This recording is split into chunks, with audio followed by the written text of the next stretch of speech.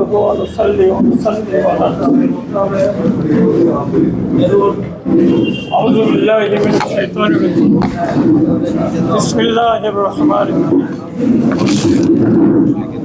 يا أيها الذين آمنوا اتقوا الله وقولوا قولا سديدا يصلح لكم أعمالكم ويغفر لكم ذنوبكم إلى آخره। আজকে আমি খুব খুশি হয়েছি যে বাংলাদেশ জামাত ইসলামী শিবগঞ্জ শাখা এই অফিসে সাংবাদিক ভাইয়েরা বিভিন্ন জায়গার থেকে আসার এই কষ্ট আমরা কাঁধে নিয়ে একত্রিত হয়েছে। এরকম সুযোগ খুব কমই হয়, এই জন্য শুকরিয়া আপনাদের উপরে যেমন আল্লাহ তাআলাকে শুকরিয়া জানাচ্ছি আলহামদুলিল্লাহ। এবং আমাদের এখানে উপস্থিত নেতৃবর্গ, আমাদের কেয়ারটেকার হযরত আল্লাহ মাওলানা আব্দুল বাসেত, তিনি জেলার অ্যাসিস্ট্যান্ট সেক্রেটারি এবং আমাদের ইলেকশন পরিচালক, এবং এখানে আলাল উদ্দিন যে ইলেকশন সচিব এবং এই থানারও তিনি সচিব সেক্রেটারি। এখানে আমাদের অধ্যাপক আব্দুল হালিম বিপ্লব উনি কথা বলেছেন, এবং আমাদের এখানে সাদিকুর রহমান বিশেষ দায়িত্ব আছে উপস্থিত, এবং আমাদের অধ্যাপক মাহমুদ উনিও আছেন। তো আপনারা জানেন যে 91 মানে অনেক দূরে, সেই সময় সংসদ সদস্য ছিলাম। তখন কিন্তু একজন সংসদ সদস্যের বেতন ছিল মাত্র 5,000। এটা হাস্যকর একটা ব্যাপার। তারপরে আমরা চলাফেরা করেছি, ঢাকাতে গেছি, আসছি, এবং আমি আমার যে দায়িত্ব, আসলে একটা উপজেলা বা থানার দায়িত্ব, এখানে প্রশাসনিক যে কাঠামো, অবকাঠামো, তার মধ্যে চেয়ারম্যান এবং একটা থানার নিজের বাজেট করতে পারে না, এমন এক দেশে আমরা বসবাস করি। এখানে সমস্ত উন্নয়নমূলক কাজগুলো এমপিকে করতে হয়, অথচ একজন এমপির দায়িত্ব হলো জাতীয়ভাবে আইন কানুন বিধান জনগুরুত্বপূর্ণ বিষয়গুলো তুলে ধরা, এবং তাই তুলে ধরার আমরা চেষ্টা করেছি। এখন আমি এর আগে অনেক কাজ, ব্রিজ ব্যাপারে প্রায় 65টা ব্রিজ আমি করেছি। ইউনাইটেড কলেজ থেকে আরম্ভ করে মোকামতলা মহিলা কলেজের 4 বৎসর তারা বেতন পায়নি, নামটা বদলাইয়া দিয়ে, রওশন বদলাইয়া দিয়ে সেখানে বেতনের ব্যবস্থা করেছি। এই কাজগুলো আমি একটা করি না, অনেক কাজ করেছি, যেটা আমি জনগণের মধ্যে যখন ছোটাছুটি করি তারাই বলে আপনি আমার এই কাজ করে দিয়েছেন, আপনি এই কাজ করে দিয়েছেন। অনেক মাদ্রাসা, স্কুল, প্রাইমারি পাকা করার ব্যাপারে আমি ইঞ্জিনিয়ার, চিফ ইঞ্জিনিয়ার, তাদের সাথে তো দেখা করেছি, কাজ বাগিয়ে আনার জন্য চেষ্টা করেছি। আমি বসে থাকতাম না, আমি আরাম করবার জন্য যাইনি, অথচ যারা পয়সা, আমি পয়সার দিকে ছুটি, আল্লাহ তাআলাই আমার অভাব পূরণ করেছেন আলহামদুলিল্লাহ। এটাই বিশ্বাস করি যে ওয়ারযুকু মাইয়া শাউ বেগাইরে হিসাব, বেগাইরে হিসাব। আমি তো তাই দেখতেছি। আপনারা জানেন যে এখন কথা হলো যে আমাকে প্রার্থী হিসাবে এখানে নমিনি হিসাবে দেওয়া হয়েছে আগামীতে আমি কি কাজ করব, সব কাজ তো এখন মুখে বলা যাবে না।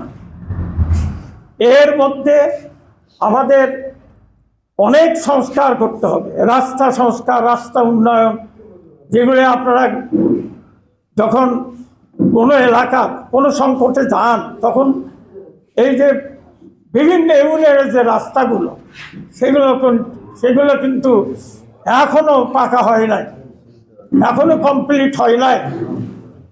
এরপরে অনেক প্রাইমারি এখনো ভেঙে পড়ার মতো রয়েছে, অনেক পুল কালভার্ট কিন্তু এখন নাই। এরপরে আমাদের অন্যান্য বিষয়, শিক্ষা উন্নয়ন আমাদের একটা, এটা বড় একটা বলতে গেলে লক্ষ্য, যে শিক্ষা উন্নয়ন বলতে আমরা যা বুঝি সেটা এখনো হয় নাই। একটা কলেজের অধ্যক্ষ যে সভাপতির সাথে ভাগ বাটোয়ারা করে খায়, যে দেখছেন, আরে সে কি শিক্ষা দেবে? নৈতিক কোনো শিক্ষা আমরা দিতে পারতেন, কারণ মানুষ হলো নৈতিক জীব। এরপরে মদ গাঁজা, একটু টাকা পয়সা দিলেই তাদেরকে আর ধরে না, এগুলো আমাদের চলছে। এবার আপনারাও জানেন যে সাগর রুনি এই ধরনের সাংবাদিক ছিলেন না, তাদের বিচার আজও হয়নি। তো আপনারা, আমি তো মনে করি আমরা একটা প্ল্যান নিয়েছি, বাংলাদেশ জামাত ইসলাম 84 বৎসরের একটা জামাত, এই দেশটাকে আমরা খেলাফত আলা মেনহাজের নবুয়াতের উপর আমরা চালাবার চেষ্টা করছি। অর্থাৎ নবুয়াতকে আমরা এই বাংলাদেশে বিজয়ের বিষয়, শুধু নবুয়াতকে আমরা শুধু জিলেবি খাওয়া আর এই মিলাদ পড়ানো হিসেবে নবুয়াত নয়। এই নবুয়াত নবীর যে আদর্শ, যে মডেল, একটা শান্তিপূর্ণ দেশ, একটা শান্তিপূর্ণ দেশ আমরা এখানে কায়েম করতে চাচ্ছি।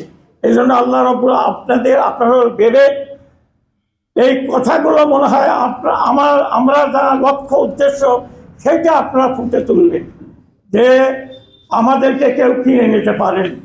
এই যে প্রায় 14-15 মাস বা 16 মাস হচ্ছে এই যে জুলাই যে বিপ্লব, এই জুলাই বিপ্লব কোন দল কি করেছে?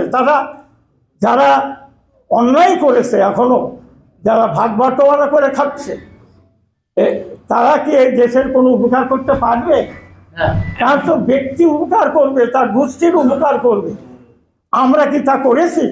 আমরা কিছু করতে পারতাম, কিন্তু এই গন্ধ আপনারাও পেতেন। এখন পর্যন্ত এই অনৈতিক পথে আমরা হাঁটিনি, হাঁটলে পরে আপনারা গন্ধ পাচ্ছেন না, আপনারা সজাগ ও সচেতন। এই জন্য আমি মিথ্যা লিখতে বলতেছি না, সত্যিকারভাবে আল্লাহ তাআলা বলছে, ইয়া আইয়ুহাল্লাযীনা আমানু তাকুল্লাহ, হে ঈমানদার যারা, তারা আল্লাহকে ভয় করে তুমি সংবাদ পরিবেশন করো।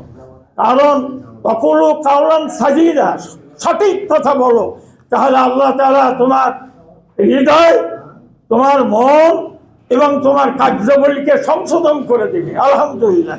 এবং তোমাদেরকে আল্লাহ ক্ষমা করে দেবেন। তাহলে আমরা এখানে দায়িত্বশীল, দায়িত্ববোধ শক্তি আমাদের থাকতে হবে। আর আমি মনে করি এই রাষ্ট্র একটা অবকাঠামো, এই অবকাঠামো আমরা সব লোকের দ্বারা এখানে যেটা তাকওয়া ভিত্তিক এই রাষ্ট্রটাকে আমরা চালাতে চাচ্ছি, তাকওয়া ভিত্তিক। যেখানে তাকওয়ার বিপরীত কোনো কর্মচারী, কোনো সরকারি, কোনো বিসিএস ক্যাডাররা যদি নৈতিক চরিত্র না থাকে, তাহলে দেশের কোনো উন্নয়ন হবে না। এটা আমরা করতে চাচ্ছি। এবং আমি আপনাদেরকে সুস্পষ্টভাবে বলতেছি, আমি কি করব এর তালিকা তো আমি নিয়ে আসিনি। এটা তখন যেখানে প্রয়োজন, যেটা প্রয়োজন সেটা নিরীক্ষা করে আমাদের জামাত ইসলামী বাংলাদেশ যে আমাদের কেন্দ্রীয় যে পলিসি, সেই পলিসিকে আমরা এখানে ইউটিলাইজ করব, সেই পলিসিটা আমরা এখানে প্রচার করব, সেদিকেই মানুষকে আমরা ডাকবো ইনশাআল্লাহ। আর প্রতিটা পরিবার, প্রতিটা ব্যক্তি যে রাষ্ট্রের উপকার থেকে, মানবিক উপকার থেকে যাতে বঞ্চিত না হয় সেটাই আমরা দেখব। ইতিমধ্যে আপনারা শুনেছেন যে বেকারদের আমরা যদি চাকরি না দিতে পারি তাহলে অন্তত পক্ষে তাকে বেকার ভাতা দেব, এটা সম্ভব। কারণ আমরা যদি জাকাত উঠাই 20,000 কোটি টাকা 1 বছরের মধ্যে উঠবে, 20,000 কোটি টাকা।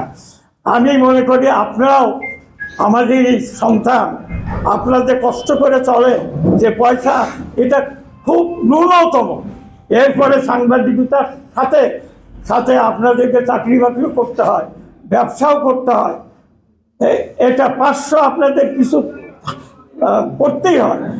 আমরা যদি হতে পারি সাংবাদিকদেরকে আমরা মূল্যায়ন করব এবং তাদের ভাতার ব্যবস্থা এবং তাদের একটা প্রেস ক্লাবকে আমরা সুন্দর করব, ইনশাআল্লাহ প্রেস ক্লাবকে সুন্দর করে দেবো। আমরা মহিলাদের ইজ্জত সম্মান, আমাদের শিশুরা যাতে মানে সকালে কুসুমি ঝরিয়ে না পড়ে সেদিকে আমরা দেখব। গোটা জাতিকে নিয়ে আমরা, আমাদের পতাকা যেরকম উঁচু, কিন্তু জাতি হিসেবে এখনো আমরা নানা রকম করাপশনে, তারা করাপশন করে, যারা জাতির পরিচালক, এই সকল ড্রাইভারকে আমরা বদলে দেবো ইনশাআল্লাহ। তা আপনাদের সবাইকে আমি ধন্যবাদ দিয়ে আমার কথা এখানে শেষ করছি। আসসালামু আলাইকুম। কথা বললেন